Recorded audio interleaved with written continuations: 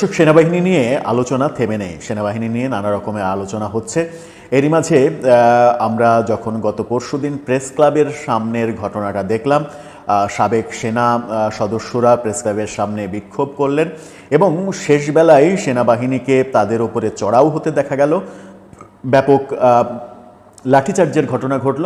তখন থেকে আলোচনা যে সেনাবাহিনী চড়াও হলেন কেন, তার মানে কি সেনাবাহিনী থেকে একটা বার্তা দেয়া হলো যে কোনো ধরনের বিশৃঙ্খল পরিবেশ তৈরি করে সেটা থেকে পার পাওয়া যাবে না, সেনাবাহিনী এখন থেকে কাউকে ছাড় দেবে না।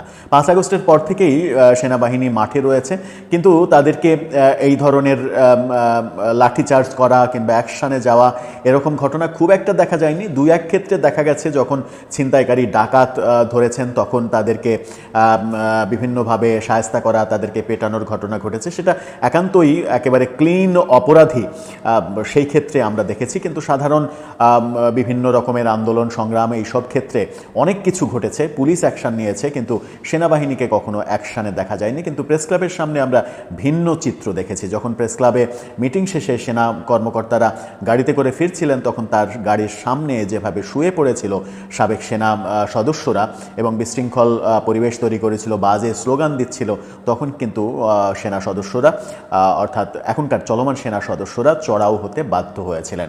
এরপরে আইএসপিআর থেকে একটা বিবৃতি দেয়া হয়েছে এটার মাধ্যমে। এই বিবৃতি একটা মেসেজ দেয়। কি মেসেজ দেয় সেটা বিবৃতিটা জানলেই আপনারা বুঝতে পারবেন। যখন আমরা গত 2 দিন থেকে যখন দেখছি যে আওয়ামী লীগের লোকজন বিভিন্ন ধরনের শোডাউন করছে, আওয়ামী লীগের লোকজন সামাজিক যোগাযোগ মাধ্যমে লেখালেখি করছে যে গত পরশু দিনই যেদিন প্রেস ক্লাবের সামনে এই ঘটনাটা ঘটে সাবেক সেনা সদস্যদের, সেদিনই ঢাকায় অন্তত 26টি জায়গায় নাকি তারা ঝটিকা মিছিল করেছে। এছাড়া 20টিরও বেশি জেলায় একই দিনে তারা ঝটিকা মিছিল করেছে।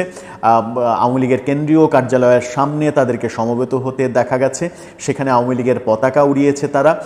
জুলাই যোদ্ধাদের প্রধান কার্যালয়ে এরকম একটা ব্যানার টাঙানো ছিল, সেই ব্যানারটা তারা ছিঁড়ে ফেলেছে।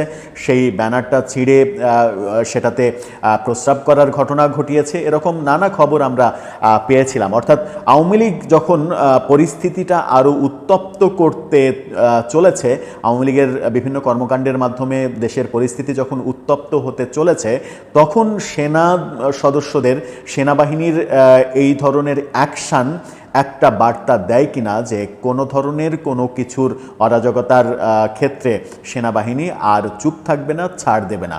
কি আসলে মেসেজ তারা তাদের বিজ্ঞপ্তিতে, আইএসপিআরের বিজ্ঞপ্তিতেই বা প্রজ্ঞাপনেই বা কী বলল, বিবৃতিতে কি বলল, সেই আলোচনা করার চেষ্টা করব এই ভিডিওতে।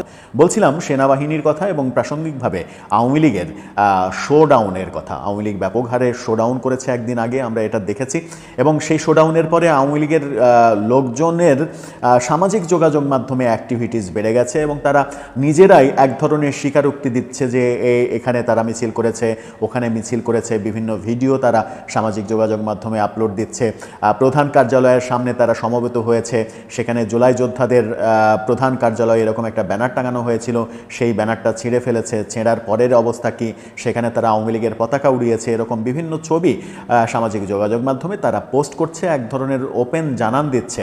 এবং কতজন গ্রেপ্তার হচ্ছে, সেদিনই দৈনিক সমকাল নিশ্চিত করেছিল যে 11 জন গুলিস্তান থেকে গ্রেপ্তার হয়েছিল। সেই ঘটনা যখন গুলিস্তানে ঘটছিল তখন আমরা সারা দিনব্যাপী দেখেছি প্রেস ক্লাবের সামনে সাবেক সেনা সদস্যরা তাদের চাকরি ফেরত পাওয়ার দাবিতে সেখানে কর্মসূচি পালন করছে। আশঙ্কা ছিল যে তারা জাহাঙ্গীর গেটে, সেনা সদরের জাহাঙ্গীর গেটে এক ধরনের নাশকতা তৈরির চেষ্টা করছে। এই কারণেই তাদের যে মাস্টার মাইন্ড তাকে আগের রাতেই গ্রেপ্তার করা হয়েছিল এবং গ্রেপ্তারের সময় সেই মাস্টার মাইন্ড সেনাবাহিনীকে আক্রমণ করার চেষ্টা করেছিল, এরকম কথাও শোনা যাচ্ছে। সেদিন সেনাবাহিনীকে চড়াও হতে দেখা গেছে যখন প্রেস ক্লাবের ভেতরে তাদের বৈঠক শেষে সেনাবাহিনীর সদস্যরা গাড়ি নিয়ে চলে যাচ্ছিলেন, তখন তার গাড়ির সামনে সাবেক অর্থাৎ চাকরিচ্যুত সেনা সদস্যরা শুয়ে পড়ে, বিশৃঙ্খল পরিবেশের সৃষ্টি করে, নানা ধরনের বাজে স্লোগান দেয়। তখন সেনাবাহিনী তাদের উপরে চড়াও হতে বাধ্য হয়। সেই চড়াওটা তারা কেন হলো সেরকম একটা বিবৃতি আইএসপিআর থেকে দেয়া হয়েছে।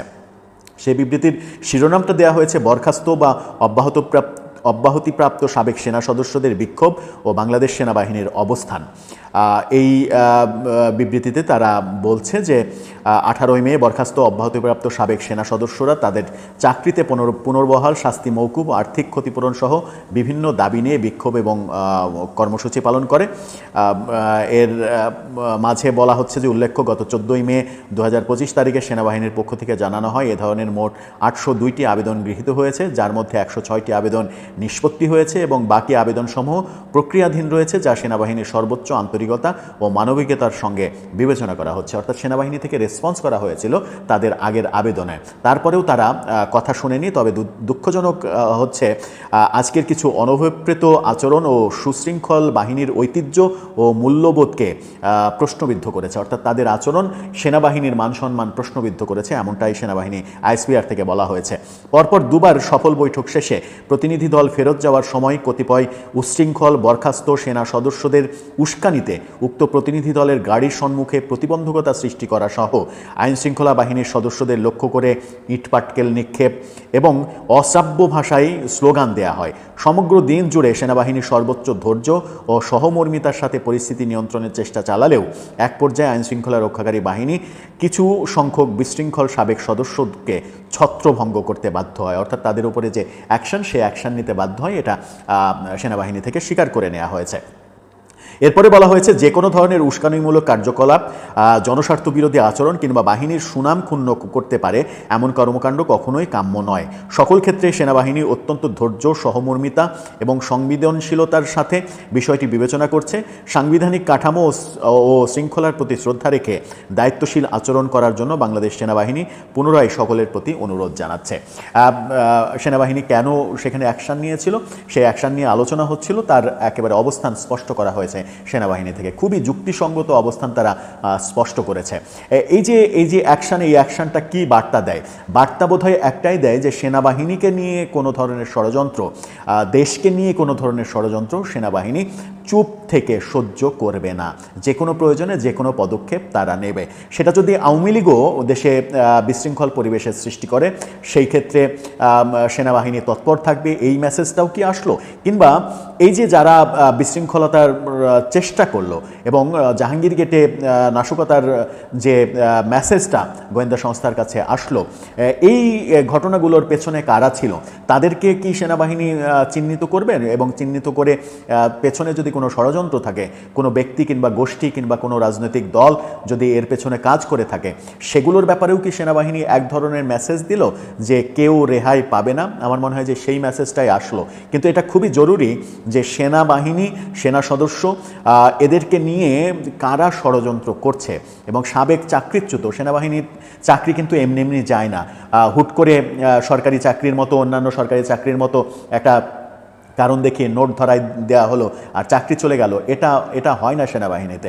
কদিন কালকেই আমরা একটা ভিডিও করেছিলাম যে সার্জিস আলমের পোস্টে কমেন্ট করায় মৎস্য প্রাণী সম্পদ মন্ত্রণালয়ের যে অফিস সহকারী এবং কাম মুদ্রাক্ষরিক, তার চাকরি থেকে সাময়িক বরখাস্ত করা হয়েছে একটা কমেন্ট করার জন্য।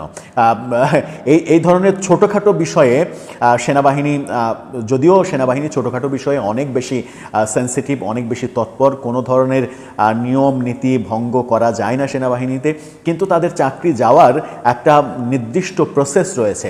অনেকগুলো প্রসেস, অনেকগুলো স্টেপ পার হতে হতে হতে হতে সর্বশেষ সেনা প্রধানের কাছে সেই কাগজ যায় এবং সেনা প্রধান যদি মনে করেন যে প্রসেসগুলো ঠিক আছে, তাহলেই একজন সেনা সদস্যের চাকরি যায়। তাই যাদের চাকরি গিয়েছে তাদের এই অভিযোগ করার স্কোপ নেই যে কোনো কারণে, বিনা কারণে তার চাকরি গিয়েছে। যে সদস্যকে এদের মাস্টার মাইন্ড হিসেবে গ্রেপ্তার করা হয়েছে, তার বিরুদ্ধে নানা অভিযোগ নাকি ছিল, তার কারণে তার চাকরি গিয়েছে। তো অভিযোগ যদি নির্দিষ্ট অভিযোগ এবং সেনাবাহিনীর শৃঙ্খলা নষ্ট করার অভিযোগ, নানা ধরনের অপকর্মের সঙ্গে জড়িত থাকার অভিযোগ এবং একাধিক বিয়ে, বহু বিবাহ, নির্দিষ্ট সময়ে সেনাবাহিনীতে চাকরি শুরু করার, নির্দিষ্ট 5-6 বছর বিয়ে করা যায় না, বহু কারণ রয়েছে আসলে সেনাবাহিনীতে চাকরি যাওয়ার। তো আপনি যদি নিয়ম না মানেন, নিয়মের বাইরে যদি কাজ করেন, আপনার যদি সেই নিয়ম নিয়ম না মানার জন্য চাকরি যায়, আবার চাকরি যাওয়ার পরে আপনি আন্দোলন করবেন, ষড়যন্ত্র করবেন, বাহিনীর সুনাম নষ্ট করবেন, এটা তো হয় না।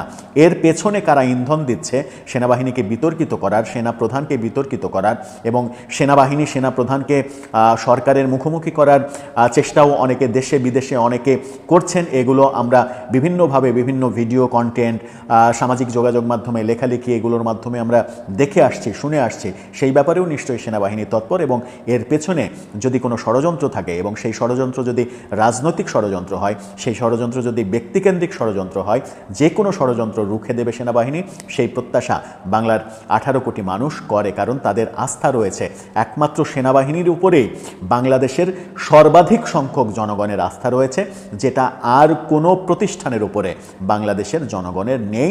এটা নিশ্চিত করে বলা যায়।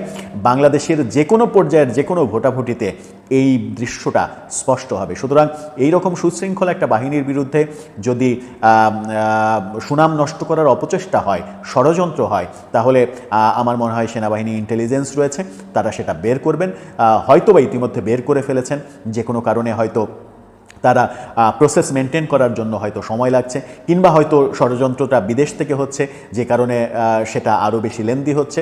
যাই হোক, এটার সমাধান প্রয়োজন, যেন সেনাবাহিনীকে আর কেউ বিতর্কিত করতে না পারে। আবার আওয়ামী লীগের কথা বলছিলাম, যে আওয়ামী লীগ যে শোডাউনের ব্যাপার, তারা একদিন আগে যে শোডাউন, 18 তারিখে যে শোডাউনটা করলো সারা দেশে, তাদের ভাষ্য মতে দেশের প্রায় 20-25টা জেলায় তারা এরকম শোডাউন করেছে। ঢাকাতেই 25-26টা ঝটিকা মিছিল করেছে। এই যে করছে, আওয়ামী লীগের কার্যক্রম নিষিদ্ধ করার পরে এই যে আওয়ামী লীগের অবস্থানটা, এই অবস্থানটা কি জানান দেয়, সেটাও একটা বড় বিষয়। আওয়ামী লীগ কি নিষিদ্ধ হওয়ার পরে আরও বেশি শক্তি সঞ্চার করার চেষ্টা করছে, কিংবা তারা কি অল আউট গেম খেলার চেষ্টা করছে? অল আউট গেম খেলার যদি চেষ্টা করে, তাহলে ব্যাপারটা এরকম হয় বাঁচি না হলে মরি, দেখেই ছাড়বো। এরকম পরিস্থিতি তৈরি হলে বিশৃঙ্খল পরিবেশ তৈরি হবে, দেশে গৃহযুদ্ধের মতো অবস্থা তৈরি হতে পারে। সেই ব্যাপারে আমার মনে হয় যে সরকারেরও সজাগ থাকতে হবে, বিভিন্ন বাহিনীকেও সজাগ থাকতে হবে, এবং এরকম পরিস্থিতিতে দেশকে ঠেলে দেওয়ার যে কোনো সিদ্ধান্ত যেন সরকার না নেয়, সেই ব্যাপারেও আমার মনে হয় সঠিক পদক্ষেপ নিতে হবে। অনেকে বলেন যে আওয়ামী লীগ নির্বাহী আদেশে আওয়ামী লীগের কার্যক্রম নিষিদ্ধ করা, এই সিদ্ধান্তটা খুব একটা জ্ঞানপ্রসূত সিদ্ধান্ত হয়নি, এটা আবেগের বশবর্তী হয়ে সিদ্ধান্ত হয়েছে। এই সিদ্ধান্তটা বুমেরাং হয়ে ফিরে আসতে পারে। আবার তাদের নিবন্ধন বাতিল করে দেওয়া হয়েছে। আগামী নির্বাচনে আওয়ামী লীগকে ছাড়া নির্বাচন করার প্ল্যান চলছে। সেটা বিশ্ব দরবারে গ্রহণযোগ্য হবে কিনা, আদতেও বিশ্ব সেটা গ্রহণ করবে কিনা, কারণ আওয়ামী লীগের সাপোর্টার রয়েছে দেশে 35-40%। 35-40% মানুষের অংশগ্রহণ ছাড়া যে নির্বাচন, সেই নির্বাচন যে গ্রহণযোগ্য হয় না, সেটা আওয়ামী লীগের আমলের দুইটা নির্বাচন, আমরা 2014 এবং 2024-এর নির্বাচন, অন্তত এই দুটা নির্বাচনকে বলতে পারি। 2018 নির্বাচনে যেহেতু বিএনপি অংশগ্রহণ করেছিল, সেটা নিয়ে খুব একটা বিতর্ক করার স্কোপ থাকবে না, কিন্তু 14 এবং 24-এর যে নির্বাচন, সেই নির্বাচন যে একেবারে শতভাগ বিতর্কিত এবং আন্তর্জাতিক মহলে গ্রহণযোগ্য হয়নি, সেই দৃশ্য তো আমরা জানি। সেরকম প্রমাণ যেহেতু আমাদের সামনে রয়েছে, সেই রকম কর্মকাণ্ডে আবার সরকার দেশকে যদি এগিয়ে দিতে চায়, তাহলে সেটা বুদ্ধিমানের কাজ হবে কিনা, সেই ব্যাপারটাও আমার মনে হয় যে ভেবে দেখা উচিত। কারণ এর পরবর্তীতে ইনক্লুসিভ নির্বাচন ছাড়া একটা বড় পক্ষকে বাদ দিয়ে নির্বাচন করার পরে যে সরকার ক্ষমতায় আসবে, সেই সরকার আন্তর্জাতিকভাবে গ্রহণযোগ্যতা কতটুকু পাবে, সেটাও একটা বড় প্রশ্ন। আমার মনে হয় সেই কারণেই বিএনপি বারবার বলে আসছিল কোনো দলকে নিষিদ্ধ করার পক্ষে নয়, কোনো দলকে নির্বাচনে অংশগ্রহণ না করানোর পক্ষে নয় তারা, কারণ তারা এক ধরনের নিশ্চিত ছিল যে আগামী নির্বাচনে তারা ক্ষমতায় আসবে, আর তারা ক্ষমতায় আসলে এরকম একটা অপবাদ তারা কাঁধে নিতে চাইবে না, এটাই তাদের অবস্থান ছিল। এখন দেখা যাক, দেখার বিষয় সামনে কি ঘটতে পারে, কি ঘটতে যাচ্ছে আদৌ। দর্শক, আপনার কি মনে হয় সব মিলিয়ে দেশ কোন পথে এগোচ্ছে, আমরাই বা কোন পথে এগোচ্ছি? আপনার মতামত জানিয়ে লিখতে পারেন আমাদের কমেন্ট বক্সে।